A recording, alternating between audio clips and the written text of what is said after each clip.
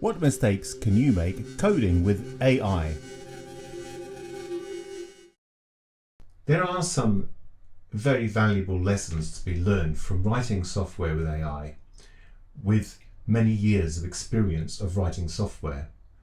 If you are an expert at writing software and you have no difficulty in writing software in 7 languages, then you might find it a little bit silly to use AI because you can probably do it better. But for the majority of us, we need to know how to use AI so that we can compete in the software arena, both with our peers and with professional software developers. So if you're in a company and your manager says, we're going to write software and I want you to study to use AI, then here's my advice. Use Claude 4. That's probably the most important piece of advice. Use Claude 4 and languages and systems that it knows about, that it's trained on. The stack that I use is full stack Laravel for PHP, backend programming, databases. I use Postgres for SQL, and I use, for the front end, I use an API that connects a front end written in SvelteKit. I find this stack to be extremely useful and AI to be extremely knowledgeable about these packages of software.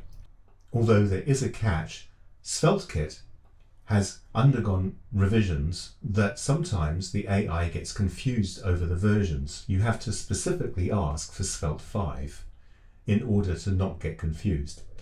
Another stack that is very well known to AI is React on the front end and Python on the back end. Now, I prefer not to use Python on the back end because it's similar enough to other interpretive languages like PHP. PHP has the advantage of having Laravel as a stack which enables you to write software really quickly and safely. I'm sure the Python environment has a lot of similar packages and support. The other package I use that AI is extremely good at writing software for is Golang. Golang is really excellent because it's very fast and it's compiled. The advantage of a compiled language is that you have to make sure that it's perfect before you release it. You can't just change a few words here and there. You've got to remake the whole thing. It's got to work perfectly. And it's also very, very fast. Golang has several other advantages which make it very useful for writing backends for game engines and therefore more advanced business software as well. So if you ask us to make software for you, we're going to use AI, we're going to use Claude, we're going to use Laravel, we're going to use SvelteKit or Vue.js to create a front end that's responsive and compatible with various devices.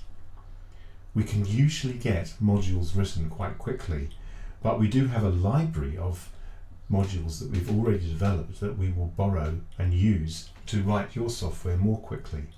We pride ourselves in fast delivery. That's how we work, and we train your staff to work in a similar way. It's not a good idea to start into a project if you don't completely understand what it is that you want at the end of the project. So the first thing you must establish is what is the end result. And so we're going to talk about that next. How do you define what the goal of your project is?